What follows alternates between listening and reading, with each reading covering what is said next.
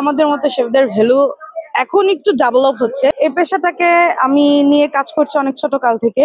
Cooking এর প্রতি আমার খুব একটা শখ ছিল।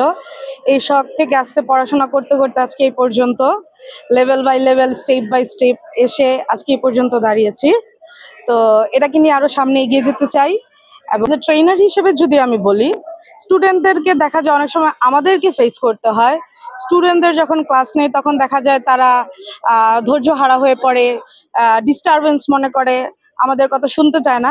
বেসিক্যালি তারা দেখা যায় ছোট বাচ্চা না যে প্লে গ্রুপে পড়ে বা 1-2-তে পড়ে, তাদেরকে আমরা আদর করব, ভালোবাসা দিব।